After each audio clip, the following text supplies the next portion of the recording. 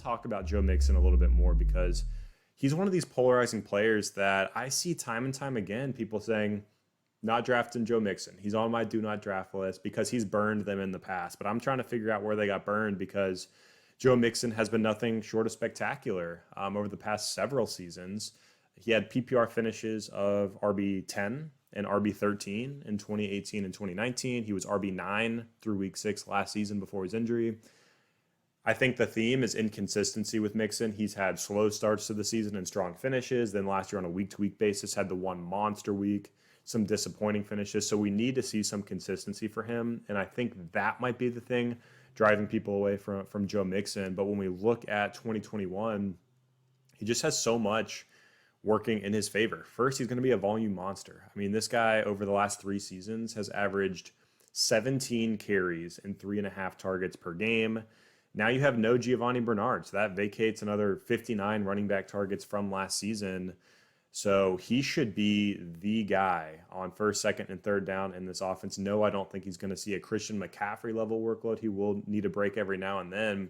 But you talk about these pass-catching downs that Giovanni Bernard's been seeing in the past. Those should shift more towards Joe Mixon in 2021. And the biggest thing he's really struggled with in the past, the thing preventing him from being a top 5 running back, is efficiency. Last year, he was 42nd in the league in yards before contact per attempt. He was getting hit at the line of scrimmage repeatedly. And the O-line graded 30th last season per Pro Football Focus. So they were able to bring in Riley Reif at tackle in the offseason. They were able to draft Jackson Carman in round 2. So they should show some improvement on the offensive line in 2021. I don't think they're going to be like a top 10 unit or anything crazy like that, but it should be better. And then you also have to look at the rest of the offense. Joe Burrow is going to be coming back this season. You now have Jamar Chase as a weapon on the outside. Joe Mixon should be seeing far fewer stacked boxes in 2021 because they're going to be able to spread out this passing game with Jamar Chase, T. Higgins, and Tyler Boyd.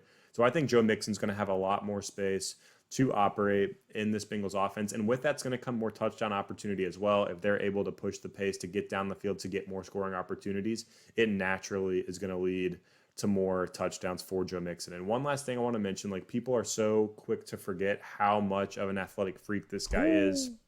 He is 6'1", 228, and runs a 4.45 40-yard dash. Absolute freak athlete. And I mentioned that receiving work earlier that Giovanni Bernard's looking behind. I think there's no doubt he's going to continue to be a workhorse on the ground. But Mixon has the receiving skill set in his profile at Oklahoma. In his last season there, he posted 37 receptions and over 500 yards at the college level. And in the pro ranks, he's had above an 80% catch rate for his career. And I've broken down some of his film. He looks very fluid in the receiving game. So with the workload he should see, with the increase in those high-value touches around the goal line and in the passing game, I think, barring injury, there's no way Joe Mixon finishes outside the top 12 running backs, and he does have top 5 upside this season. I love it. I love it. The volume should be there in spades in this offense. No more Joe Bernard to hold Mixon back.